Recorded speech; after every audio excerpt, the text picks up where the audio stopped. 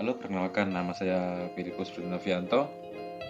Saya mahasiswa teknik industri dari Universitas Katolik Musi Caritas. Di sini saya ingin membahas tentang implementasi sistem manajemen kesehatan dan keselamatan kerja SMK 3 pada perusahaan jasa konstruksi di wilayah Sumatera Barat.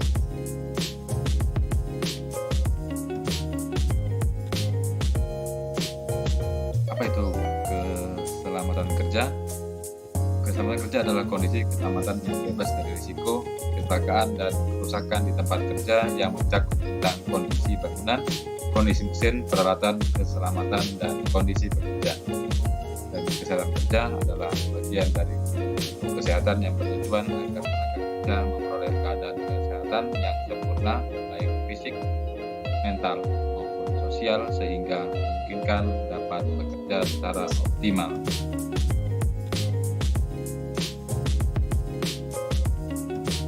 Keselamatan dan kesehatan kerja adalah menghindari risiko sakit dan celaka dengan pendekatan ilmiah dan praktis secara sistematis dan dalam rangka pikir sistematis. Sistem manajemen ketiga adalah bagian dari sistem manajemen secara keseluruhan yang meliputi struktur organisasi, perancangan, tanggung jawab, pelaksanaan, penerapan, pencapaian, pengkajian, dan pemeliharaan kebijakan keselamatan dan kesehatan kerja dalam rangka pengendalian risiko dan berkaitan dengan kegiatan kerja guna terciptanya tempat kerja yang aman, efisien, dan produktif. Berikut adalah dasar hukum keselamatan dan kesehatan kerja.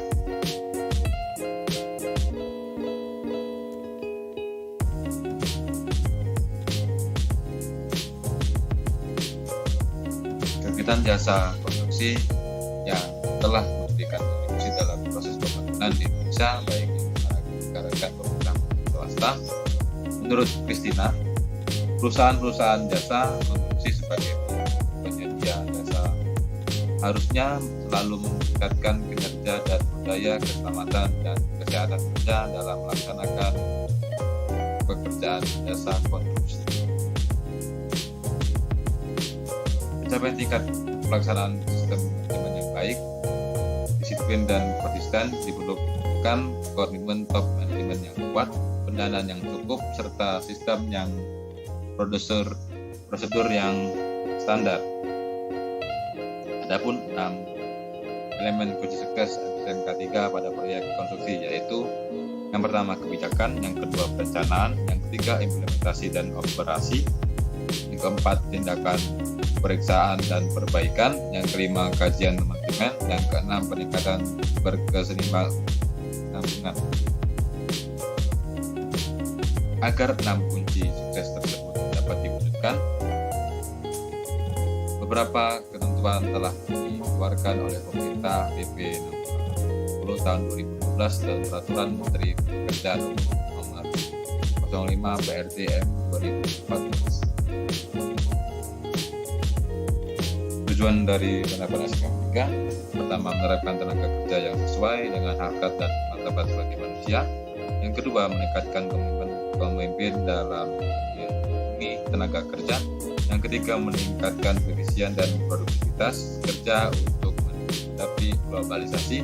Yang keempat, proteksi terhadap industri dalam negeri. Yang kelima, meningkatkan dalam saing dalam perdagangan internasional. Yang keenam, mengeliminasi boikot SLM internasional terhadap produk ekspor nasional. Yang ketujuh, meningkatkan pencegahan kecelakaan melalui pendekatan sistem. Yang kedelapan, mencegah terhadap problem sosial dan ekonomi terkait dengan penerapan KDKL. Lokasi penelitian ini di wilayah Sumatera Barat terhadap perusahaan jasa pelaksanaan produksi yang aktif terdaftar pada Lembaga Pengembangan Jasa Konstruksi Provinsi LPJKP Sumatera Barat dengan aplikasi menengah dan besar.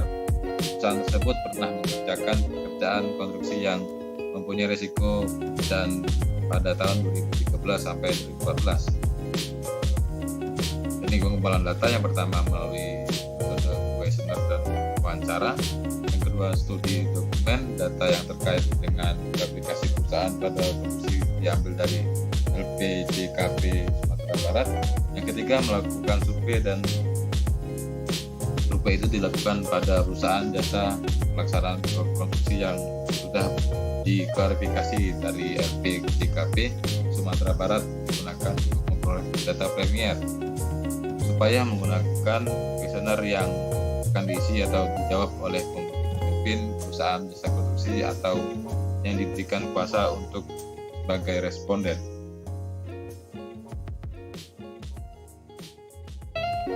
Teknik analisis data dengan kriteria 0 sampai 59%, tingkat penelitian kurang 60 sampai 84%, tingkat penelitiannya itu baik 85% sampai 100 itu tingkat penelitiannya itu memuaskan.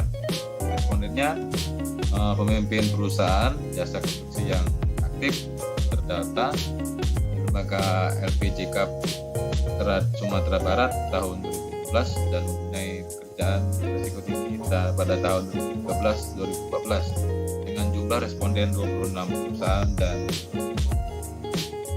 itu semua dari perusahaan jasa konstruksi.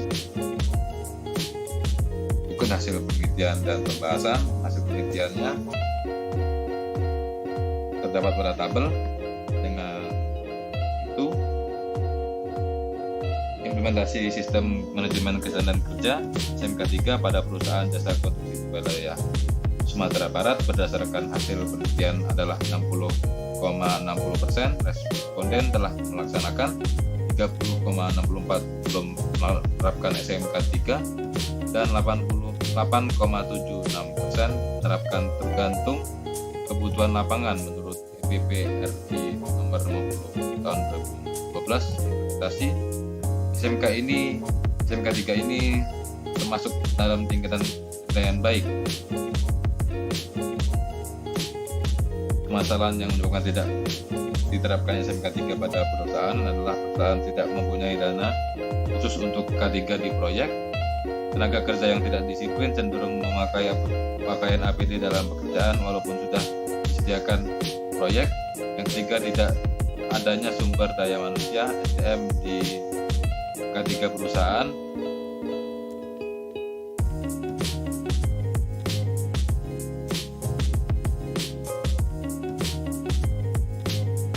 Audit di SMK 3 berdasarkan dasar hukum Permarker nomor 05 Men 1996.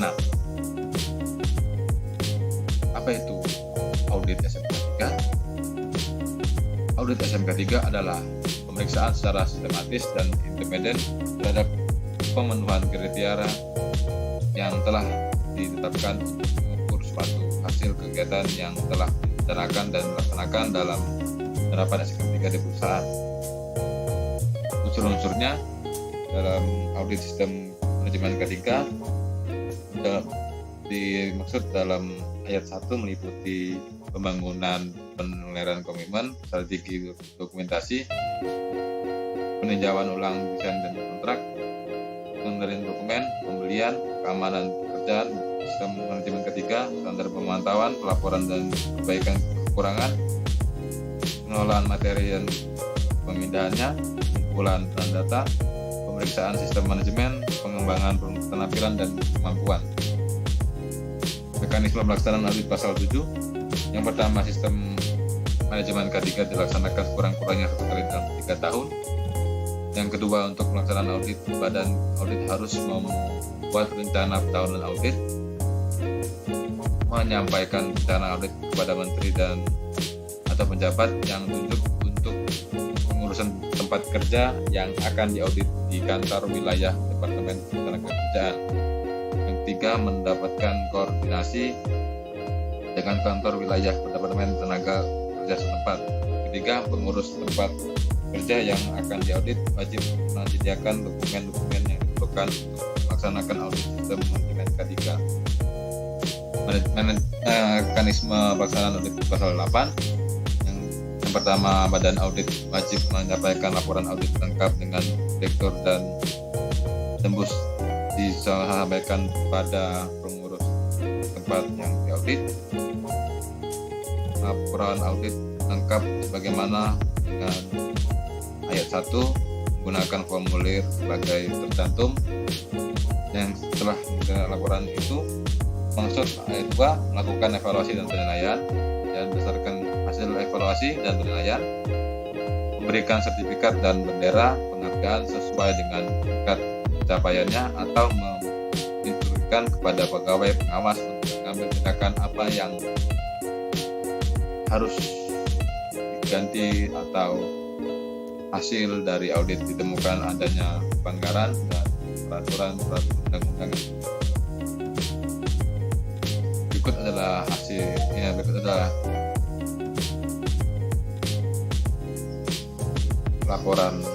contoh laporan audit SMK 3 di perusahaan.